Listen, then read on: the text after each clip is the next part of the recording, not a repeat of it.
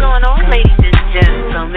It's the Justmisslee experience. Welcome to another show where it's going to be an experience. I'm very, very excited to introduce this lovely, lovely lady to the show. She is originally from Boston, okay, from the north, up north, up there. She has a huge background in the nonprofit sector, the public sector. She's had more than 15 years at local, regional, and national organizations, period. She is so dedicated and passionate about empowering and advocating on behalf of individuals and their communities, as well as she's done a lot of work, and she focuses on arts, culture, HIV, AIDS, women's health, senior issues, housing that's affordable, social responsibility for corporations, which is huge because we got all these companies out there taking advantages of little people who paying the big people. I mean, it's huge. And community and economic development. So in her role in the D.C. area with the Scleroderma Foundation, she now is the executive director of the Scleroderma Foundation. Ladies and gentlemen, welcome to the show, the lovely Carole Bernard. Hello, Miss Leonora. How are you? I am good. How are you? I'm wonderful, thank you. Thank you for the very nice introduction. You are so welcome. It is definitely needed, and I gotta show love to the women out there doing big things for people that need things to be done. Indeed. Yeah, so we have a huge event happening in May here in the DMV, so tell everybody about it.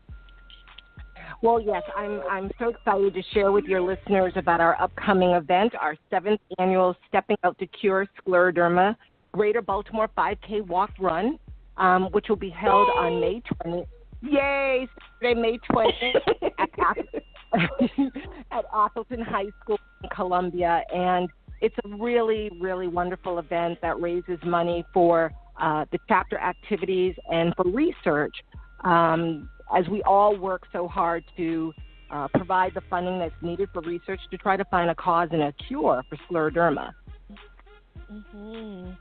Yes, and we had the lovely Virginia Stern on the show about a month or so back, and she definitely enlightened a lot of the listeners about, what to look out for and different symptoms and how research has grown, and there's so many different things in the works coming forward, with the different tests and studies for newly and current diagnosed scleroderma patients. So it was just a joy having her on the show too. Yeah, Dr. Steen is wonderful. She has been such a champion in the cause and the fight against scleroderma. Based out of Georgetown University Hospital, she's been doing extensive research, particularly on African Americans and how scleroderma impacts African Americans, and it shows up a little bit differently in different populations and different ethnic groups. And so just for your listeners, just a little bit of quick background, scleroderma, the word actually means hard skin.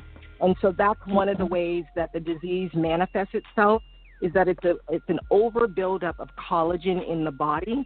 And so the skin gets very tight and hard. Some patients have said that it's like turning into stone. And that buildup of collagen can affect the outer skin, but certainly it can also infect the internal organs, which can be very dangerous. So there's about 300,000 people in the United States that are currently diagnosed with scleroderma. And it's a rare autoimmune disease, and it can manifest itself with so many symptoms that look like other autoimmune diseases. So sometimes people are misdiagnosed, and it can take a long time to get a real diagnosis of scleroderma. Yes, this is true. And for those that, haven't read the latest newsletter, and I was sharing it and sending it out to everybody, my mom is definitely a scleroderma survivor, and she's been fighting the disease for 25, going on 26 years. And she was first diagnosed with, they thought she had MS, and that's a common misdiagnosed illness that is not what it is, and it's so crazy that ever since I've partnered with the Scleroderma Foundation here in the greater Washington, D.C. area, so many people, Carole and T, have been telling me, oh my gosh, my cousin's mother has that, or I didn't know what it is. Okay, wait, tell me more about it. Okay, wait, my mom just got diagnosed. It was crazy, and I'm like, this is why it's so important to get out there, learn about it, support these efforts like the walk, and just kind of share the stories, because you'd be surprised how many people have it and don't know. And then they get diagnosed with it and then don't know who to talk to, or don't know who they can call, or, and it's just so crazy. I was like, this is such a blessing, and I'm glad that I'm able to do my part in getting so many people aware. They're like, oh my gosh, it was insane how many messages I got within the last month, which is a good thing. Well, yeah. And I'm so happy to hear that. I mean, we're so grateful for this partnership with you, because we do need to increase awareness. I mean, it's one of those diseases that's rare and it doesn't get talked about a lot. It's hard for people to spell it, no less pronounce it.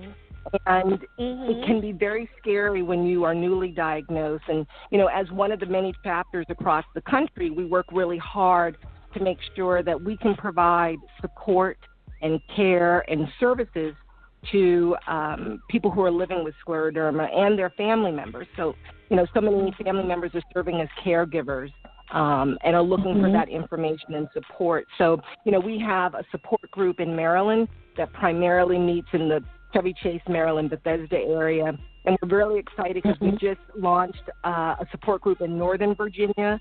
We're getting ready to start one in Prince George's Calvert County. And we have a volunteer who's very interested in starting one in Frederick, Maryland. So we, as the Greater Washington, D.C. chapter, we serve D.C., Maryland, and Virginia. And we know strategically to ensure that we're as available as we can be in such a wide geographic area, that we grow our network of support. And so we're really excited because, we have different speakers that come to our support group meetings. It's where other patients can come together in a safe environment, learn from one another, share information, and just have that support as they kind of go through that journey. So it's really important to get the word out, and I'm so happy people are responding to the interview with Dr. Steen and letting you know that, that information was valuable. Yes, and I even had a family member, and I didn't even know this, I just found this out yesterday when I put the my link out, because I'm walking, I told everybody, it's out there, I'm walking. No. I was ahead with my mama. Yay! And I put the link out, and she told me, I got a message from her on Facebook. She's like, hey, I wrote an essay, a report in my biology class about the, scleroderma, and she said her whole class was so intrigued, and they kept asking her questions, and she just kept forwarding the link, and she was like, just was like, hey, this is what's going on. My aunt has it, and this is, and she was like, I just wanted to thank you for at least putting it out there. And I was like, hey, I'm just glad that you touched 30 people in your class, because there's 30 people that wouldn't have even known about it. And that's just why, getting the word out is so, so, so important, and letting everyone know that there are resources out there. So absolutely. And please feel free to, refer people to the chapter as well. We would love to be in touch with them and provide them any additional information and support if they or their families need that. Yeah. Yes. So May 20th is the walk, and what can participants and family members expect when they come on the 20th out in Columbia? Yeah, it's Leonora, it's really a beautiful event because people come to walk because they support the cause. They can be patients, they are family members, there's children So it's really a family-friendly event. And there's a track at Appleton High School, and so hopefully the weather will be nice for us. Last year it rained, and we had to hold the event in the gym of the high school. But on nice sunny days, it's outside on the track, and people are walking, they're running, but their hearts are all committed to the effort, which is to raise money for research. And so you have people of all walks of life, and they come together, and we have a moon bounce for kids, so there's activities for them to do, and we give out awards for teams that raise the most money, individuals that raise the most money. There's a lot of pictures taken, there's signs that are made, and people are really proud and empowered that day. It's really lovely. Yes, I'm excited. And this is going to be my first walk, so I need all my Misslee listeners to just go ahead and go to my link and make it do what it do. You know, we talking about eating healthy. I'm trying to get it right, you know, so I can do a little jog or do a little something. Indeed, right? You know, we gotta make sure we got the food together, and the water in our systems, and the nourishment, and the nutrients, and all of that good stuff, you know. Yes, indeed. And we'll have some refreshments there. We'll have some fruit, and we'll have water. So, and usually we have some corporate sponsors like Domino's that provided us pizzas last year, and Giant that comes through with some gift cards. So, we want people to come, and we want them to, eat healthy, so that they're feeling great that day, and they can help walk or run for a cure for scleroderma. Yes. T's kind of quiet. T, do you have any questions for Carole? This is odd. Carole, T's never quiet, and he's over there just taking it in over there. I mean, it's like she giving information. You know, like I'm learning about the disease. I mean, I've heard you talk about it. We had the guest on a few weeks ago, or was it last month or the month before? That talked about it. You know, you got my support when it comes down to the walk. So, it's just so much out here. And, the simple fact that we have people fighting for our health, fighting for us to be healthy, fighting for cures for diseases that's out there. Like, I just applaud her. I applaud your efforts. You know what I'm saying, Ms. Carole? Yeah. I really applaud your efforts. And thinking about, we just need more doctors. We need more doctors like us. We need to get rid of the red tape, like Miss Virginia was saying. All the red tape and all of that other stuff. It's so hard. And I am, you might call me a conspiracy theorist, but I believe it. I mean, I say this all the time. If we could put a man on the moon, okay, we can take care of some things.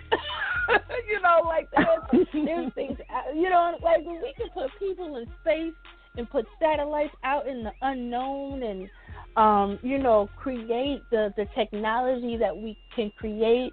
I know it's just these doctors are working so hard with foundations to get cures out there. And I just, that's when I just hope that the humanity side of people kick in and not the money-making side of things, because people want to live, people want to be healthy, people want to smile, and, and it's sometimes it's hard when you feel like you're fighting an uphill battle, and that's why we have foundations like Scleroderma and lupus and HIV and AIDS and cancer research and diabetes and all these ailments that affect a lot of Americans.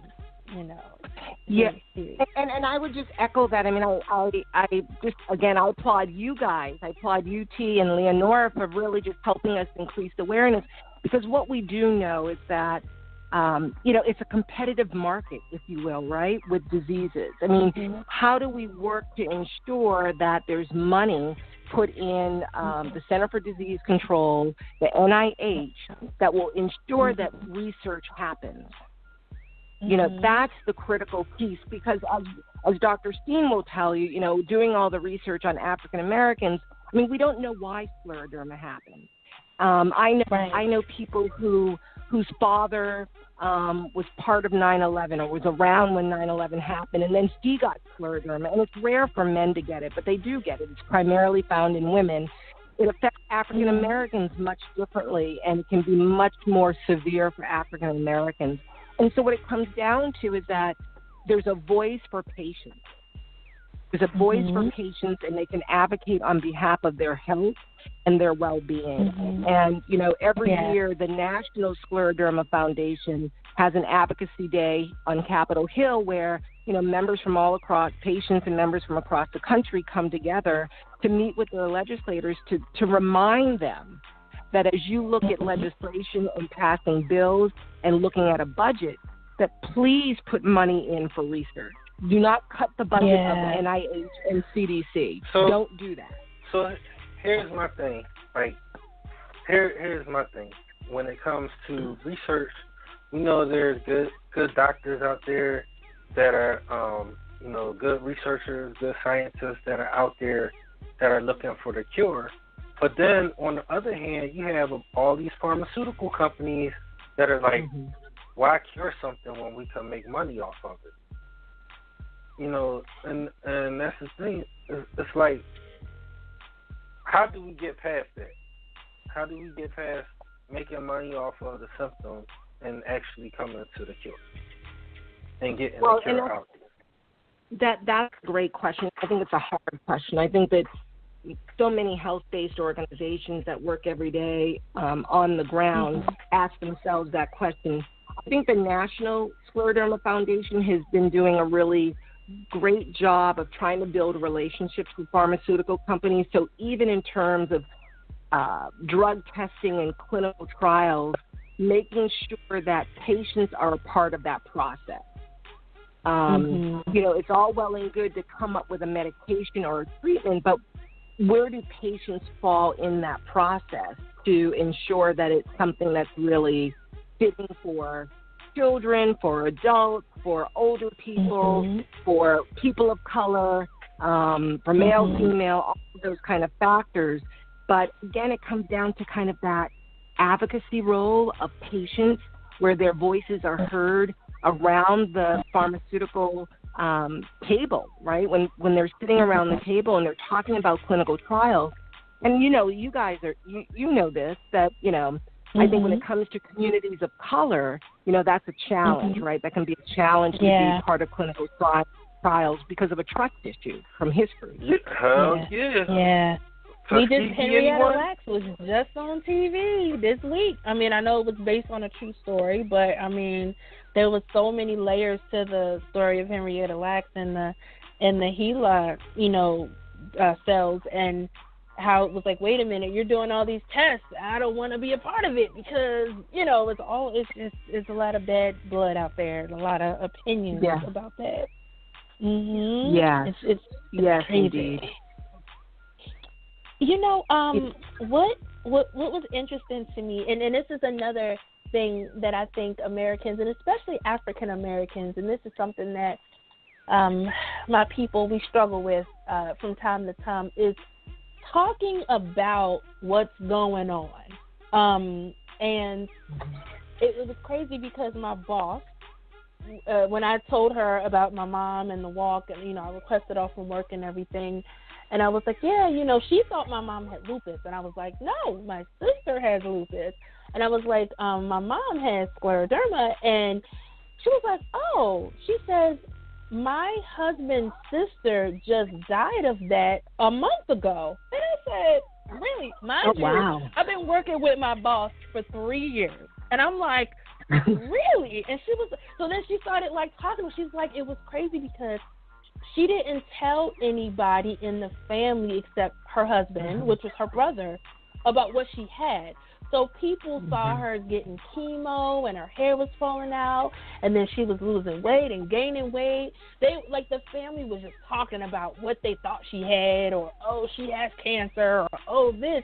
And it was to the point where she didn't tell people because she didn't want to alter her lifestyle. So I was asking questions. Yeah. I said, well, did she still work? Did she eat healthy? She said she didn't want to stop working. She didn't want to change her lifestyle. And I was like, wow. And it's hard to hear that our people of color keep things in. We don't let it out, and we don't share with our own family what is going on. Because, and I don't know if it's a pride thing. I don't know if it's a cultural like distrust that happens when it comes to health, and it was like that with HIV back in the day, and it was, oh, you got the package and you got this, and so much judgments and that stigma is there when it comes to health, that we don't want to go to the doctor.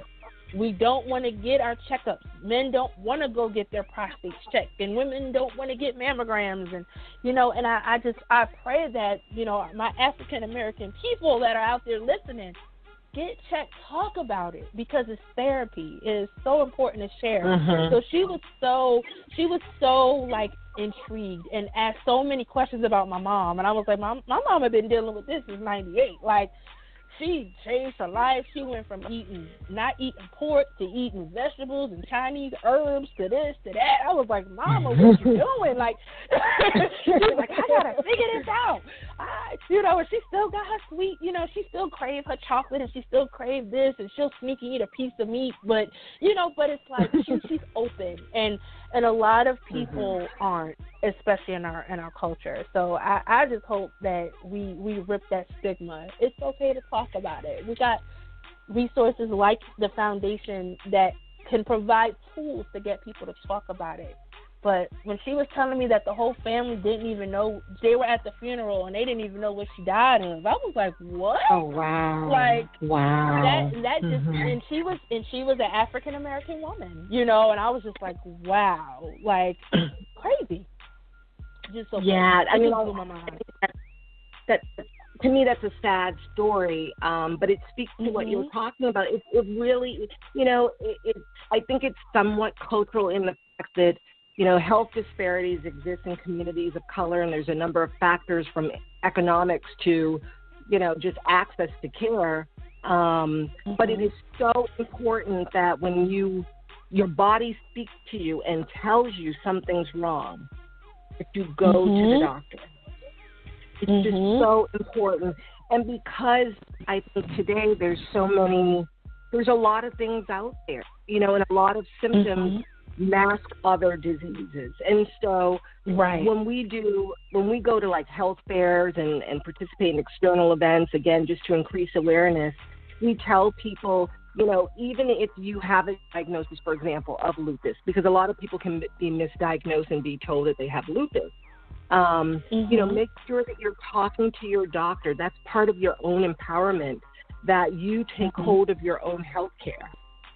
And you help to educate your doctor if you're familiar enough with scleroderma to tell them about it, because so many medical professionals are still learning. It's way better than it used to be. But they're being brought up to speed too, and I think part of that crap of being misdiagnosed or being diagnosed so far down the line is because so many medical professionals were not trained on what scleroderma is. We know that we do a conference every year. Last year it was just a broad patient education conference, but the first year when I started, we did an African American patient education conference at Georgetown University Hospital. And last year our conference was at George Washington University. And people can mark their calendars because October 14th will be this year's patient education conference, again at George Washington University. And I'll make sure to get you information, Leonora, so you can share with your listeners.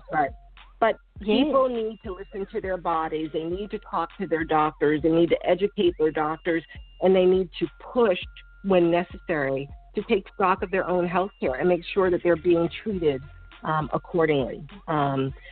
People need to remove the stigma. There's no need for stigma. We're all in this together. And there is support and resources out there, so people don't have to do it alone. They don't. And, and that's one thing, and I shared it in my story for my mom and my listeners. Y'all know, I talk about my mama. She listens every week.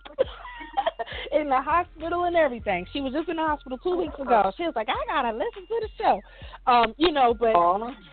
But she's quick to educate everybody. She's like, look, feel my hand, feel how hard it is. Can you pinch me? No, okay, I'm cold, because and they have to understand it. And I think with anything that we deal with, we are as strong and as knowledgeable as the person that's next to us. And that's all about sharing wealth, sharing knowledge, sharing best practices, all of that, and even if you're not directly affected and you want to know more about scleroderma, you want to know more about lupus, you want to know more about HIV, cancer, whatever, there's so many support groups, there's so many foundations, locally, nationally, regionally, that you can connect with and just be in the know, so you can always be a support for someone else, because we're all connected in some way. We might come from different places, but we are connected in some way, form, or fashion, and it's so huge. So I'm so excited for the walk. I'm so excited to go to some of these events and just kind of just be a sponge and just soak up all that I can know, about scleroderma, about lupus, about, T was talking about he had gout last week, it's just so much going on. I'm like, what is gout? It ain't nothing to play with. I tell you that, lady. There's nothing to play with at all. And I will tell you, at one of our support groups, we had a nutritionist come, and she really was so informative about how the foods that we eat affects our body. I mean, gout and inflammation, and so many scleroderma patients may have gastrointestinal issues. They have a lot of inflammation as well, and it does come down to what we put in our body so many times. Yeah.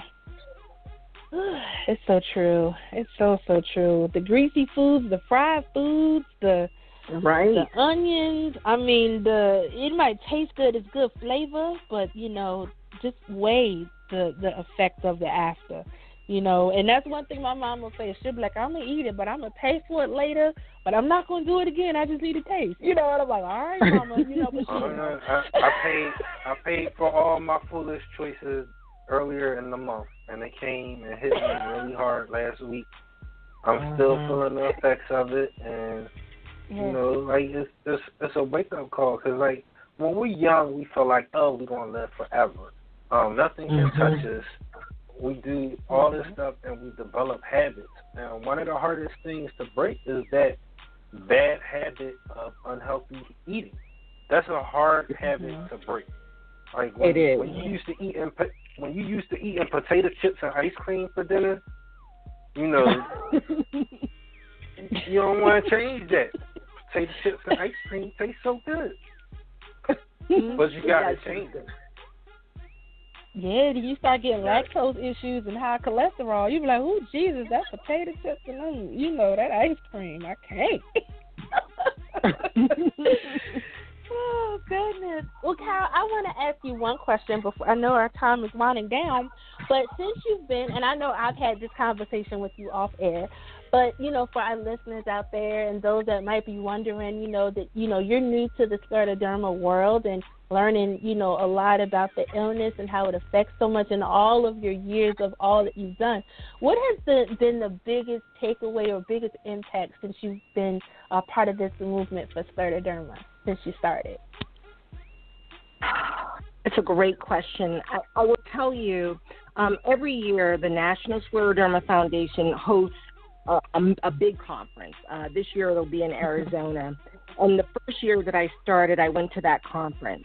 And I was just blown away by the resiliency of people, because you see hundreds of people from all over the country that are affected by scleroderma in some way, shape, or form. Most of them are patients. And of course, young people, young people can get scleroderma as well. So you see young people with scleroderma, but and you see the range in which the disease kind of takes hold of people. And people are so resilient. They're just, it's a disease that just comes upon you one day. You're just living your life, and then one day here it is, and your skin is tight, and you have no idea why. And Right. for some people can really be a dramatic change in, visually when you look at them. Some people, their skin is so tight where they can't even open their mouth. And again, just the resiliency of people, the empowerment that they feel when they are together and they are being educated and they're learning and they're sharing information. For me, that was very powerful. I mean, I walked away just so much more impassioned about the work that I was doing and was so much more committed to it because, as you said, we are all connected. Any day, that could be me. That could be a family member. That could be a friend. That could be a neighbor. And so what's my responsibility to just be, an agent of change or whatever I can do to positively affect someone's life. And I felt that walking away from that conference and meeting so many people that I was like newly rejuvenated. I'm not saying that word right, but to just go out there and make a difference and be a support for people. So I just, applaud people who go through any kind of health issue, any kind of challenge in their life. And, I think we all can kind of pause and say, what role can we play in society as a whole to kind of make a difference? And so that's I'm just proud to be a part of the organization and do my part. Yes. And tell everyone where they can go to learn more about scleroderma and if they want to register and walk, because you can virtually walk. That was pretty cool to see. You can have your babies walk. You can go online and walk. And, there's so many ways. So can you let everybody know where they can go to learn and be a part of the movement? Yes. They can go to our website, which is www.scleroderma, and I will spell that. That's SCLERODERMA.org/stepping-out-Baltimore. www.scleroderma.org/stepping-out-Baltimore. And they can register. You can form a team. You can have young people walk. Yes, we have the virtual walkers this year, which we're really excited about. So if you can't come out and be on site that day, you can still form a team and walk in spirit, and we love that. And, of course, they can go to our website, scleroderma.org/DC. You can just get information about the chapter and the work that we're doing and our support groups and patient education conferences. We really encourage people to come out, though, on May 20th, Saturday at 9 a.m. at Appleton High School in Columbia. Get sneakers laced up and join the team. Yes. And I got a message for you, Carole. My mama texted me. She's been texting me the whole time. She's like, true, yes, true. Like, she's texting me. So she just wanted me. She said she thanks you, Carole, for your hard work and your efforts in the movement. That's what Mama said. She listened. Oh, tell Mama thank you, and I'm giving her a hug from here in Costa. And we tell her we love her daughter. We heart you too. Yes. I can't wait for her to come out here. I was like, Mama, get your oxygen ready. We're going to get your little hat. We're going to get you ready. We're going to get you a chair. You're going to have your snacks. She's like, okay. She said, I told my doctor I ain't going to be in the hospital May 19th. I'm going to be in Maryland. I said, okay. Oh, so, I can't wait to meet her. I look forward to meeting her. Yes, she's so excited. So, I can't wait, and I'm excited, and I'm just glad that, I'm able to just let people know, and I think that's the most important thing. The more people we can tell, the more people we can get to support, emotionally, spiritually, physically. Even if you want to just come and pray over people, just come and just, give some positive words. Absolutely. Yes. As always, Carole, it is a joy talking to you. You're like my auntie from afar. That's close. Smooches to you. Yes, yes, yes, yes. I love it. I love it, ladies and gentlemen. You have heard the voice of Miss Carole Bernard. She is that Boston girl in the DMV driving us crazy. You're not trying to understand how we don't say coffee and ka and all those wonderful things that we say out here. I don't know. Are you a Patriots fan? I never asked you that, Miss Carole. Do you like the Patriots? Or are you more of a, have you transitioned to a DMV team? No way. We are diehard Patriots. Look, I will tell you just a quick side story. We got a cat like 2 years ago, and my husband named him Brady. He's named Brady after Tom Brady. Oh, Jesus. Poor cat. I'm so sorry. There you go. Is he the most hated cat in the neighborhood? That's all I want to know. Is he the most hated cat in the neighborhood? Wait. Let me make it even worse for you all. The first year that we were here in Maryland, when we moved here, for Halloween, we dressed up as Boston Red Sox players. Oh, my gosh. Oh, my gosh. Take that, oh, my people. gosh. Take that. You know, hey, you can have it and embrace it. I mean, I'm not a DMV fan lover either. I'm a Philly fan. I'm a Jersey girl, and T from Philly, so. But the Patriots, you can have that, Carole. You can have all of that. You and hubby can embrace that with the cat, all by yourself. With the cat, too. I know. With the cat. I know. Thank you. Ooh, poor Brady. No, poor cat. If he get lost, I don't know if people are going to look for him. Just keep him close. They're not going to look for him, no. No. But see, it's not Tom Brady. It's just Brady the cat. So maybe we wouldn't tell them maybe that first part. Okay. Yeah, he might have a chance.